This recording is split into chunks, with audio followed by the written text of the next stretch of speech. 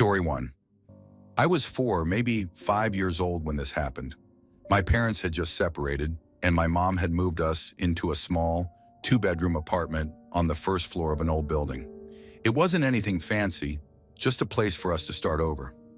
My room was across the hall from hers, but I never slept in it. Every night I climbed into her bed because it felt safer. That summer was hot, and she kept the window open at night to let in some air. The window was right above the headboard, and it faced the back of the building, where there was nothing but a patch of grass and a wooden fence. We didn't have much back there, just a couple of rusting lawn chairs and a dying plant she kept forgetting to water. The screen was always in place, but even at that age, I knew it wouldn't take much for someone to pop it out. I don't remember what time it was when I woke up, but I remember why. Our cat. He wasn't in bed with us like he usually was. Instead, he was sitting in the hallway, right in the doorway to my mom's room, staring into mine. His tail flicked, slow and deliberate, and then he got up and walked inside. He meowed, a long, drawn-out sound, not his usual short chirp. I sat up. Something felt off. I turned to wake my mom, shaking her arm. "Mom," I whispered. She groaned, barely opening her eyes. "What?" "The cat." I looked back toward the doorway. The cat was gone.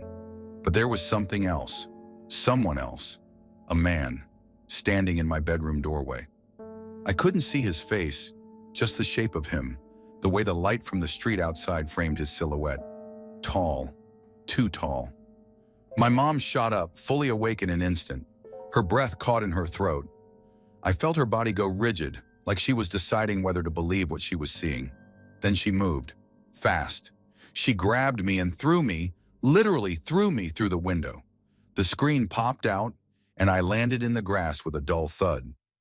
Before I could even cry out, she was climbing out after me, landing beside me in nothing but her nightgown. We ran, barefoot across the dry grass, over the pavement, straight into the parking lot, screaming. Lights flicked on in the building. A man in his boxers stepped onto his balcony. "What's going on?" "There's someone in my apartment," my mom screamed.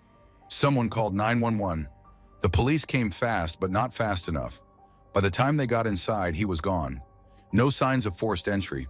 The front door was locked. The windows were locked, except for the one we'd come through. Nothing was missing. Nothing was out of place, except my bedroom closet. The door was open. Not wide, just enough. Enough for someone to have been standing inside. Enough for someone to have been waiting. The cops checked the building, but they didn't find anyone. They told my mom it must have been a mistake, a shadow, a dream, a trick of the light. But she knew, and I knew, she didn't sleep in that apartment again. We packed up that night, drove to my grandma's, and never went back. I don't know who he was. I don't know how he got in. I don't know what he wanted. But I know he was there. I know he was real. And I know if it weren't for my mom, I wouldn't be here to tell this story. Story 2. I had just gotten off work, exhausted as usual. It was late, past 10, and I was looking forward to doing nothing but sitting in my room, scrolling on my phone. My little brother was downstairs watching TV, and our roommate, my dad's friend, was still out. The only company I had upstairs was our dog, Daisy, a German Shepherd mix, who was sprawled out in the hallway outside my bedroom door, snoring softly. The house was quiet, just the faint sound of the TV downstairs and the occasional creak of the old floorboards. I had just settled in when Daisy suddenly lost her mind. 1 second, everything was peaceful. The next, she was up on all fours, nails scratching against the hardwood, barking, growling, howling. It was the kind of barking she did when someone walked up to the front door, not the "I heard something outside" kind of noise. This was full alert. Someone is here barking. I frowned, already pushing myself up, about to call out to my brother when I heard it. A man's voice, clear as day. "Oh, that's a good girl." The voice was calm, familiar almost, but it wasn't my brother's. It definitely wasn't mine. And it sure as hell wasn't our roommate's. He wasn't even home yet. My heart skipped. For a second, I thought maybe he had come home early. Maybe I just missed hearing him come up the stairs. "Oh, you're home early," I called out, pushing my door open. Silence. Daisy was standing at the end of the hallway, tail wagging slightly, staring at absolutely nothing. The hallway was empty. I stepped out, looking both ways, expecting to see someone standing there, but there was no one. Just the dim hallway, the closed bathroom door, and Daisy, her ears twitching, eyes locked on something I couldn't see. A cold wave passed over me. I took a slow step forward. Hello? Nothing. Then my brother came storming up the stairs. Dude, what the hell? Why are you getting Daisy all riled up? He stopped at the top, looking between me and the dog. And who were you talking to? I stared at him. You heard it too. The voice. His face went blank for a second. I thought that was you. That wasn't me. His expression shifted, that same realization creeping in. We both turned to look at Daisy. She was still staring at the end of the hall, ears forward, tail stiff now. Whatever had caught her attention, she wasn't done with it yet. My stomach twisted. Someone had spoken. Someone who wasn't in this house. Check the house, I said. We didn't even question it. I grabbed my butterfly knife off my desk. My brother grabbed his BB gun. Stupid, I know. But we weren't thinking about effectiveness. We were thinking about having something in our hands. We moved together, checking each room, every closet, every corner where someone could hide. The front door was locked. The back door was locked. Windows locked. No one under the beds, no one in the laundry room, no one hiding in the shower. The house was empty. The voice had come from nowhere. We stood in the living room, tension thick between us. Daisy had finally calmed down, but she still kept glancing toward the hallway, ears flicking back and forth. My brother exhaled slowly. Dude, what the fuck? I shook my head. I didn't have an answer.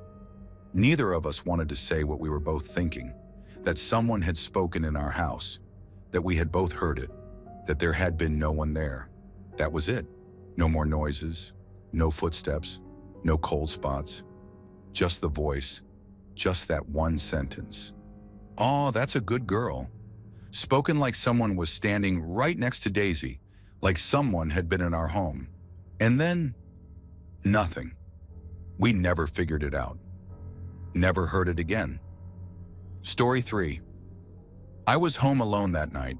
It wasn't unusual. I'd been living on my own for a while, and I liked the quiet. My place was a single-story house, nothing fancy, just an older home in a quiet neighborhood. Streetlights were spaced out far apart, so when night fell, the shadows outside stretched deep. The kind of darkness that made you double-check the locks. I was in the living room, watching TV. Something random, nothing memorable. The glow of the screen flickered against the walls, the only real light in the house. I had the volume low because, well, I guess I liked hearing the silence. Or maybe I liked knowing I could hear anything else if it happened. And then the doorbell rang. My heart jumped into my throat. It was late, past 11, and I wasn't expecting anyone.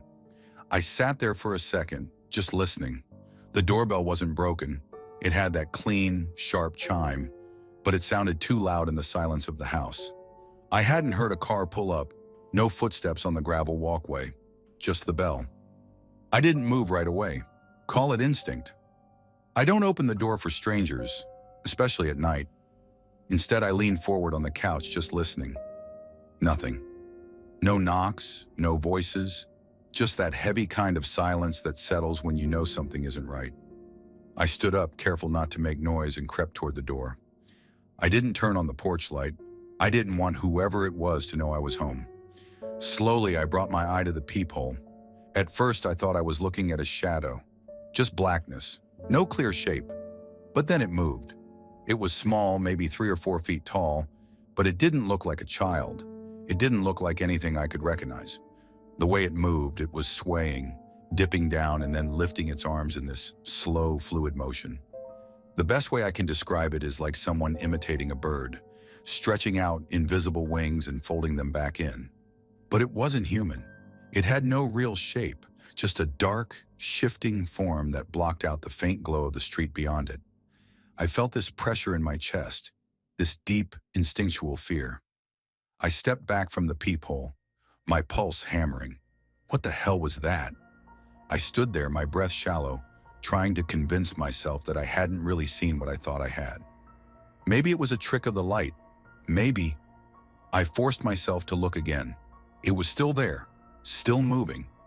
But now, it was closer. Not right up against the door, but definitely closer than before. And I still couldn't make out a face, or eyes, or anything resembling a person. Just that shape, shifting, almost hypnotic in the way it swayed. I stumbled backward, my hands clammy.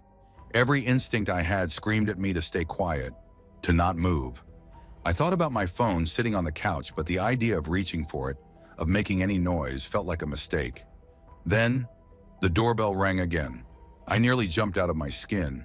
It was loud, sharp, insistent, and then a knock. Not a normal knock. This was slow, deliberate, a steady, hollow sound that echoed through the wood, like something testing the weight of the door. I held my breath, backing up slowly. My mind raced. Should I call the cops? But what would I even say? That there was a shadow outside my door? They'd think I was crazy. And then, silence. I waited. 5 seconds. 10. A full minute. I forced myself to step forward, to look one more time through the peephole. Gone. I didn't hear it leave. No footsteps, no movement, nothing. Just an empty porch, the street beyond, quiet and still. But the fear didn't leave. I stayed frozen there for a long time, straining to hear anything out of place. I finally grabbed my phone, my hands shaking. I considered calling someone, anyone, but what would I say? I checked the locks 3 times that night. I barely slept. And the worst part? The next morning, when I finally stepped outside, the doormat was gone.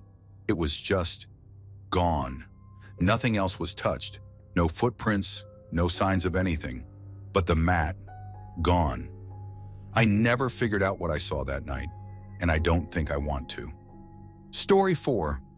I live in a small town in Kentucky, the kind of place where people leave and don't come back. There's an abandoned house next to mine, a 2-story place with peeling paint, cracked windows, and a porch that's sagging into itself. I remember the guy who used to live there. Name was Richard, but everyone called him Rich. He moved to California about 25 years ago, and no one's touched the house since. No for sale sign, no bank repossession, nothing. Just left it sitting there like a forgotten memory. I'd always been curious about it. You don't just leave a house behind without a reason. One night, I finally worked up the nerve to go inside. It was one of those humid summer nights where you can't sleep, and the curiosity was eating at me. I grabbed a flashlight and gloves and walked over. The front door was locked, but the side window had been cracked open for as long as I could remember. I slid it up, pushed myself through, and dropped inside. The first thing that hit me was the smell. Not rot exactly, but dust, mildew, the kind of stale air that settles when a place hasn't been lived in for decades. My flashlight cut through the dark, and I saw furniture still in place, like someone had just walked out one day and never came back. Old newspapers were stacked on the table, yellow and brittle. A plate sat in the sink with dried up food still stuck to it. The fridge was slightly open, the smell of mold and something long since rotted seeping out. But it was the basement that drew me in first. Something about it. Maybe it was the old grand piano I'd spotted through the narrow door at the bottom of the stairs. It didn't belong in a place like this. I stepped down, the wooden stairs groaning under me. The air was damp, thick. My flashlight flickered as I scanned the room. It was like a time capsule. A broken wedding picture frame sat on an old workbench, its glass shattered. There were instruments everywhere, a trumpet, a violin with snapped strings, a battered drum kit tucked in the corner. Against the far wall, covered in dust, was what looked like a signed Elvis poster. There were stacks of old war memorabilia, helmets, medals, a rusted bayonet. None of it made sense. Why would someone leave all this behind? I pressed a few keys on the piano. The sound was off, discordant, but it still worked. The notes echoed in the basement, bouncing off the concrete walls. I stood there for a second, letting the sound settle before heading back up. That's when I noticed the lights were still on, not in the basement, upstairs. I hadn't turned anything on, but a faint glow came from the hallway leading to the main rooms. I walked toward it, the floorboards creaking under me. The living room was untouched, an old couch, TV, magazines stacked on the coffee table. But the kitchen was another story. The fridge hummed softly. The stove had pots on it, crusted over with something that looked like it had been mid-cooking. There was a half-empty beer bottle on the counter, but when I reached for it, I realized it had solidified inside, like it had frozen in time. My stomach twisted. It felt like someone had just been here, and then I heard it. Crying. It was faint at first, a soft, muffled sob coming from upstairs. I froze. My heart slammed in my chest. The air suddenly felt heavier, thicker. I told myself it was just the wind, or maybe an old pipe settling. But then it came again, clearer this time, a low, broken whimper from one of the side rooms upstairs. I had two choices: leave and pretend I never heard it, or go up and see for myself. I don't know why I moved. My feet just carried me. Each step up the stairs groaned, screaming my presence. The crying didn't stop. It didn't get louder, didn't fade. Just steady, rhythmic, like someone was trapped in a moment of grief that never ended. I reached the top and turned to the right. The hallway stretched in front of me, doors on either side. The light was on in the last room. The crying came from there. I walked, slow, my breath caught in my throat. The door was half open, swaying slightly like someone had just brushed past it. I pushed it open. The room was empty, except for the bed. Unmade, sheets tangled, dust thick in the air. But it wasn't the bed that made my blood run cold. It was the indent in the mattress, like someone had been sitting there, just seconds before I walked in. The crying stopped. The silence was worse. Every hair on my body stood up. I felt something watching me. I turned fast, my flashlight beam shaking, as I scanned the corners of the room, the closet, the shadows pooling near the floorboards. Nothing, but the feeling didn't leave. I backed out of the room, moving slow, my pulse hammering. The house was silent now, but it wasn't empty. I could feel it pressing in, something just out of sight. I turned and bolted, down the stairs, through the kitchen, past the fridge that hummed like it had never been turned off, past the broken wedding photo, past the out-of-tune piano that now, in the corner of my vision, had one key pressed down that I knew I hadn't touched. I climbed through the window, hit the ground running, and didn't stop until I was back in my house, locking the door behind me. I never went back. A few weeks later, I saw a car parked outside the house. A man in his 50s stood by the porch, looking up at the windows like he was remembering something. I stepped outside, hesitated, then called out, "Hey, you know who owns that place?" He turned. "Used to be my brother's." I walked over. "Rich?" His face twisted. "Yeah. He moved to California years ago. Died in 2006, though." My stomach dropped. "So no one's been here since?" He shook his head. "Number not since the night he left." I didn't say anything. I just nodded and walked away. I don't go near that house anymore. Story 5. I was 6 or 7, my sister was 15, and we were home alone that night. We lived in a small Texas town, the kind where everybody knows each other, where you leave doors unlocked without a second thought. It was winter, dark by 6 p.m., and the desert cold had settled in. Our house had a large common room where we spent most of our time because that's where the TV was. One wall was all glass, floor-to-ceiling windows with a sliding glass door leading to the backyard. The front door was solid, but it had a storm door with glass panels. That night, we were watching one of those crime shows. 48 Hours, Hard Copy, something like that. Some story about a guy who snapped, went on a rampage, killed his neighbors, and kidnapped their daughter. The kind of thing you don't think happens in towns like ours. About 45 minutes in, bang, bang, bang. Somebody hit the front door hard. We both screamed. Then silence. We sat there, frozen, staring at the door. The only lights on were the kitchen down the hall and the glow from the TV. My heart pounded so loud I swore whoever was outside could hear it. The wind howled, but the air felt dead inside. Then, the storm door creaked, the sound of it closing. Somebody had to have opened it, had to have stood there, staring at the solid front door before pounding on it. We didn't move, didn't breathe. I turned to look at the back wall of windows. My reflection stared back, barely visible in the darkness. Then the sound of metal shifting, our back door handle turning. Locked, but not deadbolted. The knob rattled, a gentle, testing movement. Then, bam, bam, bam. The door jerked violently in its frame, shaking the glass. My reflection blurred, cleared, blurred again with each impact. I swear I saw something, someone, on the other side. My sister screamed, grabbing my arm so hard it hurt.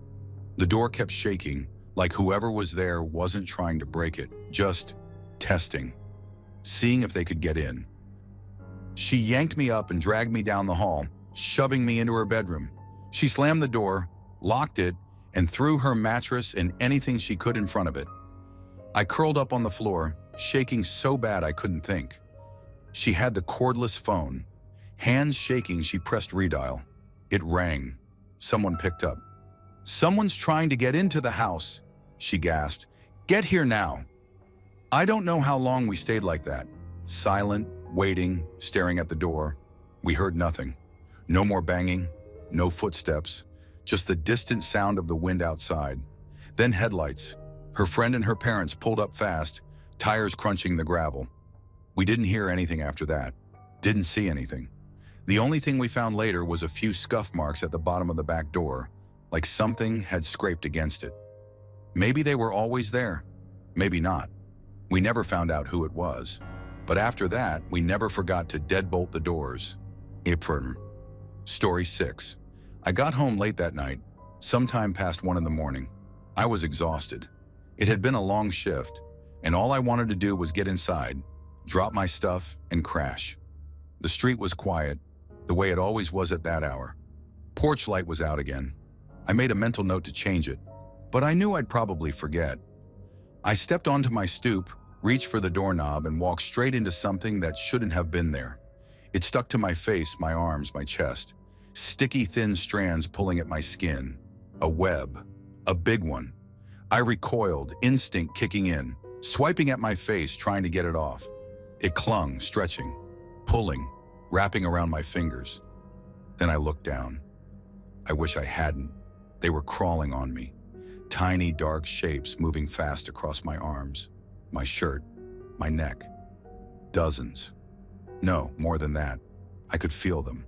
Legs tiny as pinpricks, moving over my skin, scurrying into my sleeves, under my collar. I lost it. Pure, blind panic. I started slapping at myself, shaking my arms, clawing at my clothes. I could feel them in my hair, moving toward my scalp, down the back of my neck. I was breathing too fast, trying not to scream. Then I looked up at my front door. 2 massive spiders sat there, side by side, still as death. Bigger than a quarter, fat bodies, long legs stretching across the wood. Watching me. I wasn't going in there. I spun, nearly tripping as I ran around the house.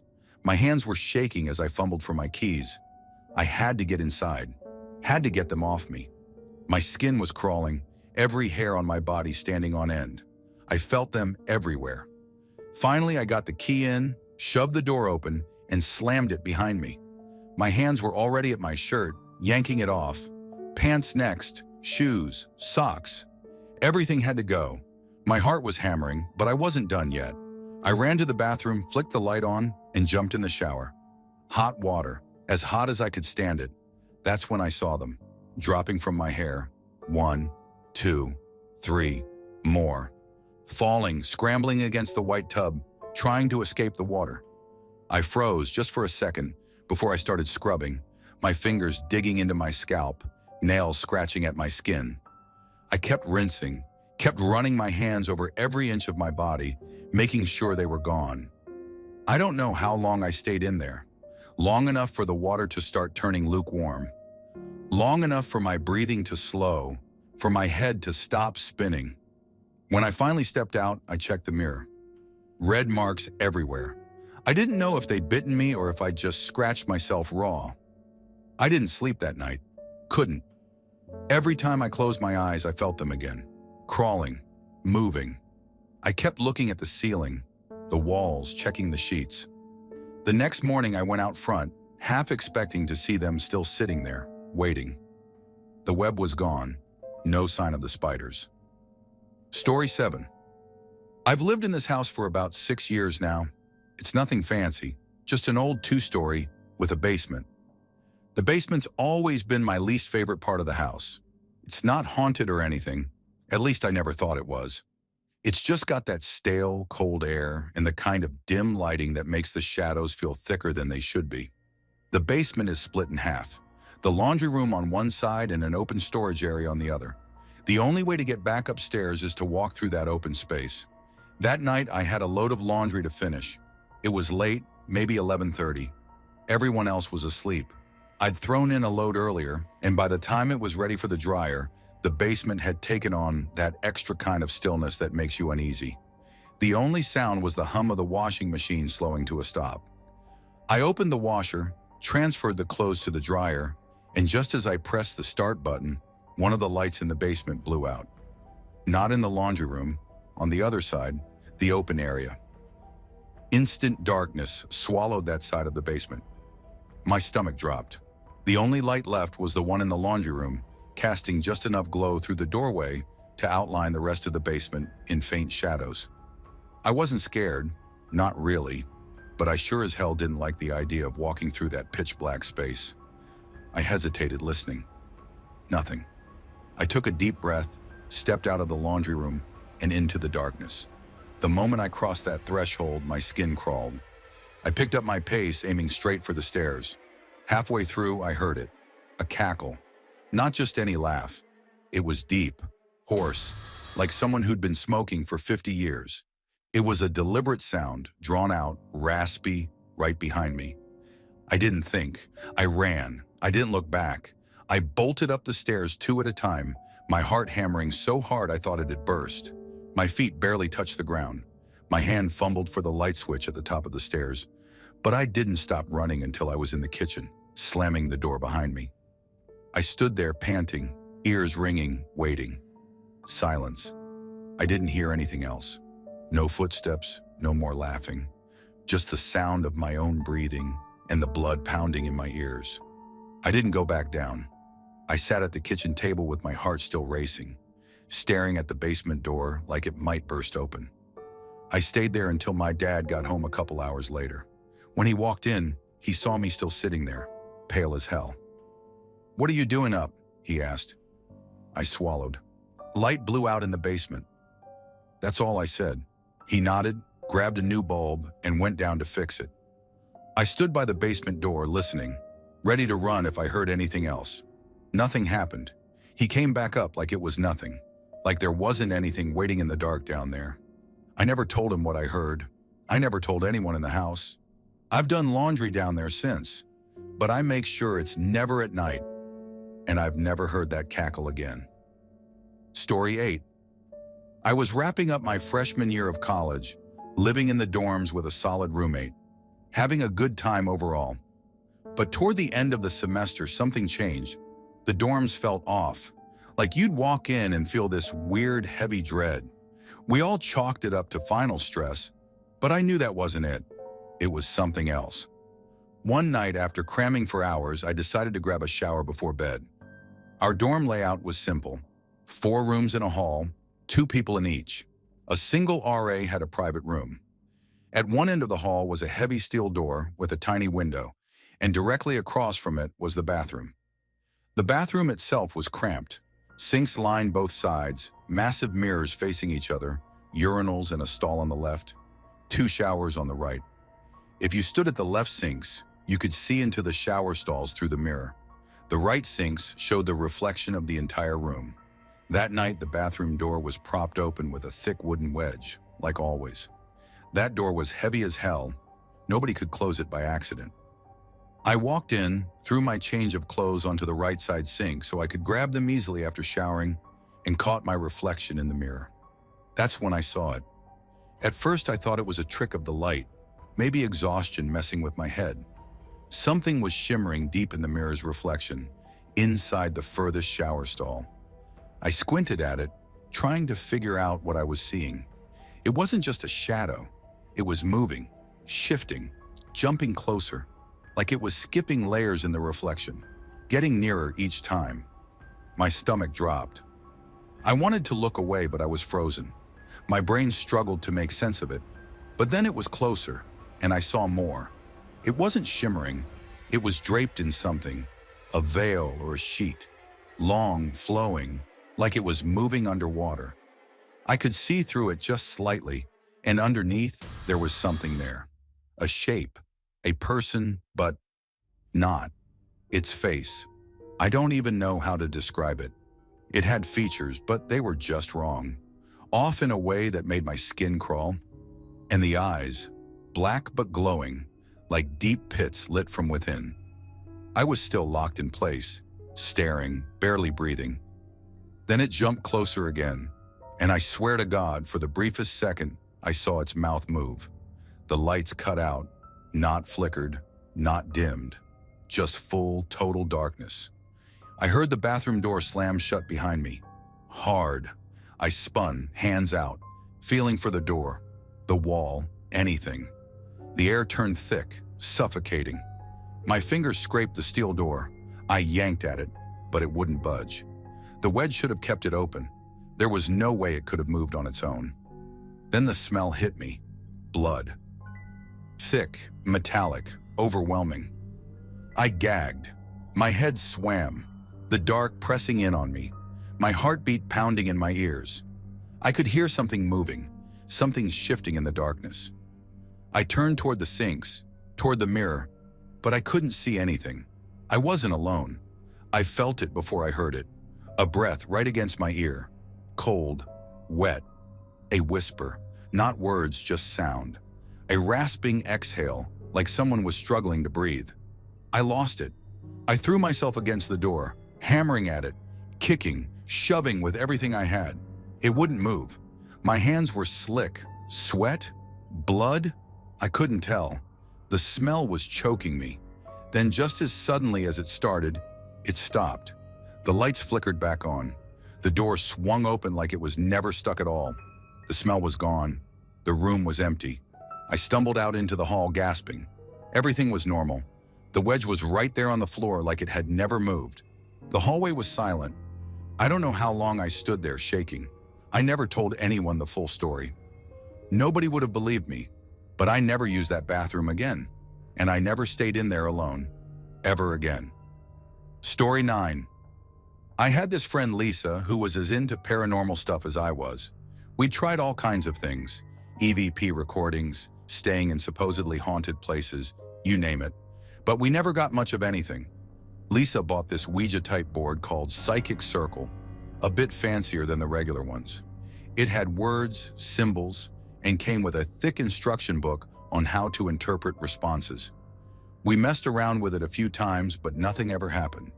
One night, Lisa took it to her aunt's house, hoping for better luck. She came back saying they'd had a crazy experience, chairs moving, answers coming fast and clear. Her aunt even asked to keep it for a few nights so she could try it alone. Lisa agreed, and we made plans to go back that weekend to use it together. That Friday, as soon as I got into Lisa's car, I felt wrong. Not scared, just this deep, gut-sinking feeling that I shouldn't go. I've been in creepy situations before, but this was different. It was like my body was telling me to get out, but I ignored it.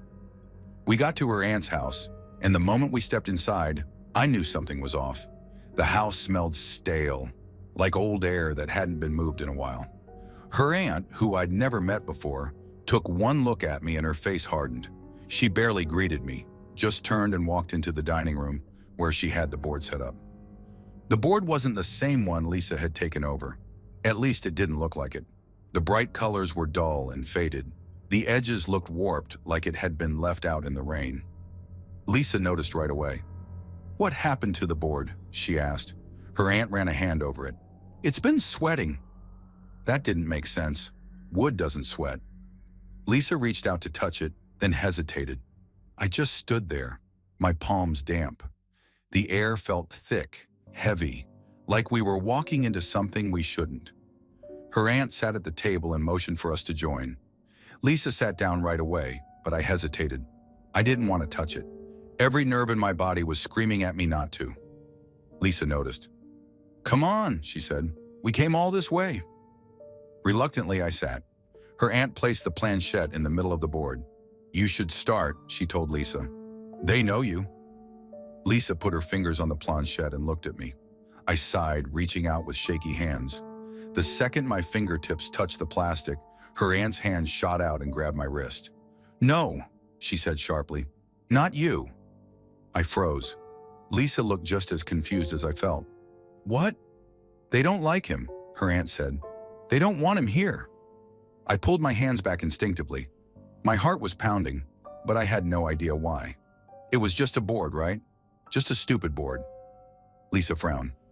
"That's weird." Her aunt didn't take her eyes off me. "You shouldn't be here." I swallowed hard. The air around me felt charged, like static before a storm. My chair suddenly felt ice cold. I rubbed my arms and glanced at Lisa, trying to silently communicate that we should go, but she was already pressing forward. She placed her fingers on the planchette again. Her aunt did the same. I stayed back, hands in my lap. The second they asked a question, the planchette moved. Fast. I'd used these boards before, and usually it was slow and subtle, people pushing it without realizing. This wasn't that. This was forceful. "Who are we speaking to?" Lisa asked. The planchette slid across the board, pausing over symbols and letters. Her aunt stared at it, nodding slightly. "It's still here." "What's still here?" Lisa asked. The planchette jerked violently, knocking Lisa's fingers off. It dragged itself across the board like someone was pulling it. Lisa's aunt snatched her hands away. The room felt like it dropped 10 degrees. I pushed back from the table. "I don't like this." Lisa shot me an annoyed look. "You're being dramatic." Then all the lights went out. The only light left was from the street lamp outside, casting weird, stretched shadows across the room. Something in the corner creaked. My breath caught in my throat. Lisa's aunt slowly turned her head toward the darkness. "You need to leave," she whispered. I was already halfway out of my chair. Lisa wasn't moving. "What? Why?" Her aunt didn't answer. She just kept staring into the dark corner of the room. My eyes adjusted enough to see the shapes of furniture, but one shape didn't belong. It was tall, wrong. It wasn't there before. "Lisa," I said, my voice shaking, "get up." Then we heard it, a whisper, right behind us. Lisa jumped up so fast her chair tipped over. I grabbed her arm and pulled her toward the door. The whispering grew louder, overlapping voices speaking too fast to understand. Her aunt didn't move. She just sat there, her hands gripping the table, her head tilted slightly like she was listening. I yanked the front door open. Lisa finally ran, bolting past me outside. I turned back just in time to see her aunt smile, this eerie, knowing smile, before the door slammed shut in my face. Lisa's car was already running. I didn't question it. I jumped in and slammed the door. She peeled out of the driveway, tires screeching. We didn't talk for a long time, just sat there, breathing heavily, hands shaking on the wheel. Finally, Lisa spoke. "I'm not going back there." I nodded. "Me neither." She never mentioned her aunt again. I didn't ask. But a few weeks later, she told me the board was gone. When she asked her aunt about it, all she said was, they took it back. I never asked who they were, and I never went near that house again. Story 10. I never believed in that stuff. Ghosts, demons, spirits. Just stories people told to scare each other. My mom, though, she wasn't like that. She never talked about it much, but there were things she wouldn't do, movies she wouldn't watch, and rules in our house that had no explanation other than, because I said so. I never really questioned it, but one night, when I was about 16, I found out why. I was at a friend's house for a sleepover. Me, my best friend Jake, and a couple of other guys. We were bored, looking for something to do. That's when Ryan, the kid whose house we were at, pulled out the board. I laughed when I saw it. A Ouija board. The thing looked old, probably his parents or something. The edges were worn, and the planchette was scratched up like it had been used a lot. "Nah, man," Jake said. "That's stupid." "Scared?" Ryan smirked. "Of a toy?" I grabbed the planchette and sat down. "Let's do it." The others joined in, hands lightly resting on the piece of plastic. Ryan started with the usual questions. Is there anyone here? Nothing. What's your name? Silence.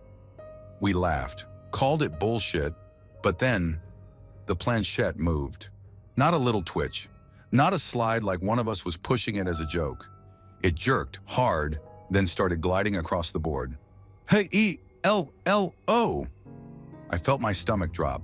The air in the room changed, got thick, heavy. We looked at each other, half nervous, half excited.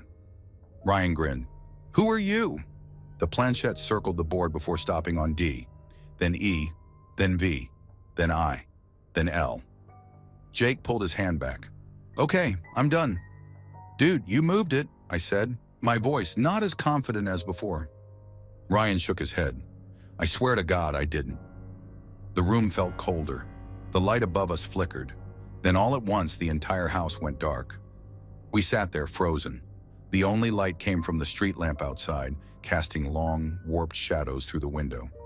Then the TV turned on. Static. Just loud, hissing static. The screen was bright, and in the reflection, I saw something. A shape, sitting on the couch behind us. I turned fast, but there was nothing there. The others saw it too. I could tell by the way their faces went pale. The static cut out. The screen went black. But in the reflection, it was still there, watching us. I scrambled back, knocking the board over. The planchette flew off, hitting the wall with a sharp crack. Then, the kitchen exploded in noise. Cabinets slamming open and shut, dishes crashing to the floor, the fridge door creaking open, then slamming so hard I thought the glass would shatter. We bolted. Ryan's parents came running down the hall yelling, but they stopped dead when they saw the kitchen. The mess, the open cabinets, the fridge door hanging off its hinges. What the hell is going on? His dad shouted. No one answered. We couldn't. Ryan's mom's eyes flicked to the overturned board on the floor. Her face went white. You didn't, she whispered. Ryan swallowed hard. Mom, get it out of my house, she said, voice shaking. Now! He grabbed the board and ran it outside, tossing it in the trash. But it didn't feel over. That night I slept on the couch in the living room, too freaked out to be alone in the guest room. I barely slept at all, every little creak making my heart pound. Around 3 a.m. I heard it, clinking, like chains. I held my breath, listening. It was faint at first, almost like it was coming from outside. Then it got louder, right above me. I stared at the ceiling, the sound of dragging metal, footsteps, something heavy moving. Then a deep, guttural growl. I shot up, heart slamming against my ribs. I wanted to wake someone up, but I couldn't move, couldn't breathe. And then, silence. The air felt thick, charged like the moment before a storm. My ears rang in the quiet. I sat there shaking, waiting for something, anything to happen. Nothing did. The next morning I didn't say a word about it. I just wanted to go home. But as we ate breakfast, Ryan's mom looked at me. You heard it, didn't you? She asked. I hesitated. Heard what? She just nodded, like she already knew. It's not the first time. I never went back to Ryan's house after that. Never touched an Ouija board again, either. And now whenever my mom tells me not to mess with things I don't understand, I listen. Thanks for watching. Don't leave before leaving a like to this video. Also hit the subscribe button to support my work. And as always, have a horrific nightmare, my dear.